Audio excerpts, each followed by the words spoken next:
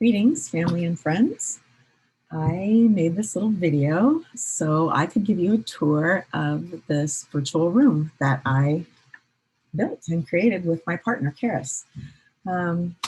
It's hard to explain it. I didn't even know exactly I didn't know at all, actually, what digital modernism was, and now I've done a project in it, and I'm really proud of that. Just goes to show you can be old and learn things. So I'm going to share my screen with you. There we go. So here, you should be able to see this screen. This is our room. I want to invite you to get a drink at the bar before you tour around. The name of our project is Until All of Our Stories Are Present, and it's an exploration of two little-known World War I modernist texts. And modernist means like a certain time period and a certain approach to literature and that sort of thing. And these are the two texts, Not So Quiet, Stepdaughters of War, and Across the Black Waters. Not So Quiet, Stepdaughters of War was a response written to All Quiet on the Western Front, which was a very popular anti-war movie, actually.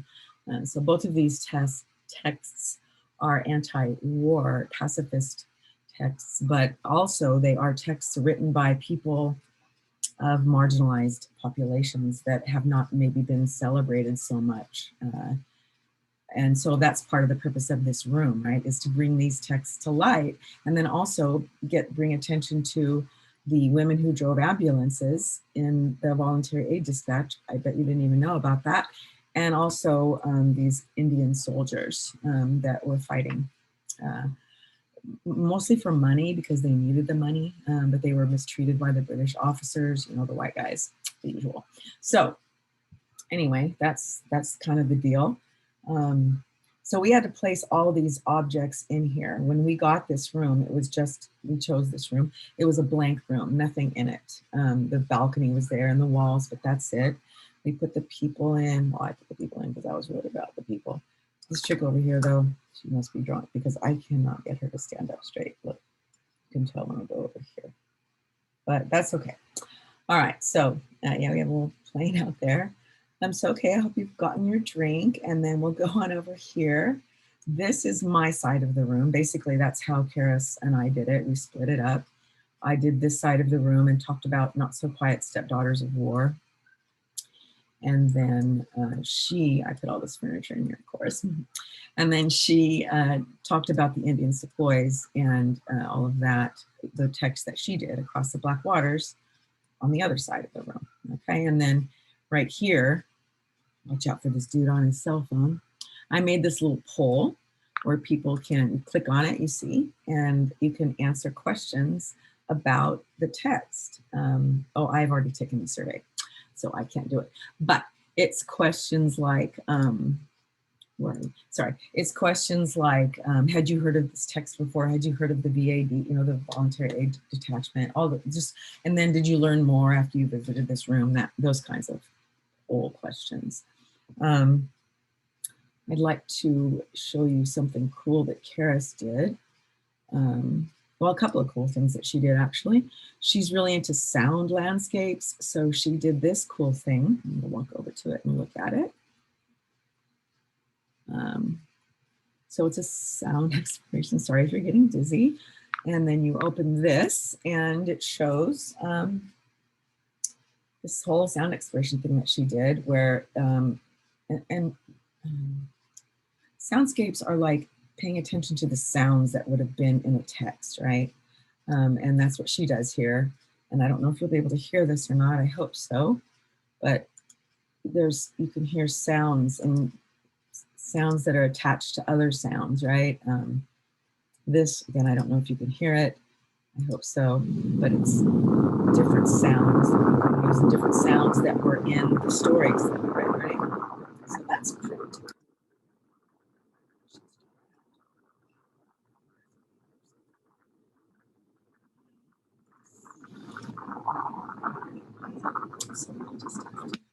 There we go. Okay. So now we're back in the room, and Charis also did this cool thing. It's It has a map. What they call it? This is our curatorial statement, which just talks what our project is about. And this is a story map. That's what it's called. And you can click on different things. The red is for Across the Black Waters, the Indian soldier story. And then the blue ones, I think, are, or it's the opposite. The blue ones are my story, Not So Quiet, right?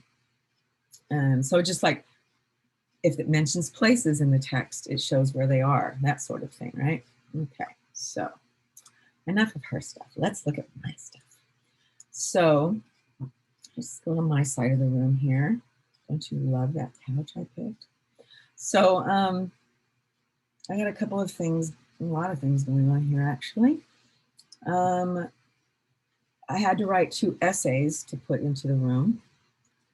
So that you can access and read here. This one is about, it's called Defeated by the Peace.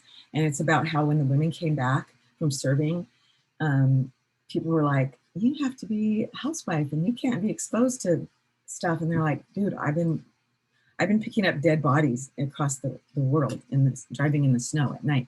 And these women were so badass. It was amazing. But when they came back, of course, they were treated as though they couldn't do anything. So they were just so fragile. And then here I have, this is a certificate that, oh, there we go, sorry, that you would get presented with if you served as a volunteer. This is like a little reel of people coming home. It's supposed to be inside the TV, but yeah. And then this is just a newspaper from that time. You can, you know, look at all of those up close. These are a couple of presentations I did. This one talks about and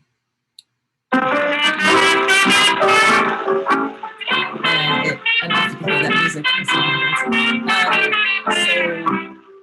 So this basically compares the 2 stories, All Quiet on the Western Front, and then also, and this is the woman who wrote Not So Quiet.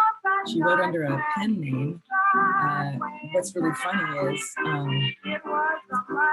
she was asked to write a response to Helen, sorry, to All Quiet on the Western Front, but instead, and it was supposed to be called All Quaint on the Western Front. And instead she was like, no, forget that. And she wrote like a real story of things that really happened to real women that were gruesome and, you know, not quaint at all. So, but she wrote it as if it were a memoir written by the main character, Helen, Zenna Smith, which is a really unusual thing to do. So anyway, I just go through and talk about the 2 texts and how the young people were convinced or rallied up to join the war, and half of them didn't even know what it was about. So I'm gonna get rid of that so the noise goes away. So then I have another presentation here that is trouble clicking on it, but it's just talks about the VAB and what they did, and like the promotional posters that got them to join up and all that kind of stuff. It was a very weird thing. It was very classist and elitist, you know, like if you came from money, you would be an ambulance driver, but if you came from a poor family, you'd be a scullery maid. It was just interesting how that all worked. And then here are some texts that you can look at, you know, that are other texts about World War I and the subject that we're talking about. And then almost done here. I have, this is just a short bio on Evadne Price, who was the woman who wrote under the pseudonym Helen Zenna Smith. And then I have an essay here that I'm pretty proud of, actually, Mixing with Dreadful People, which is a quote from a source. And it talks about how people of different classes might not have wanted to mix together, like the hoity-toities might not want to mix with the scullery maids, but they had to because it was war.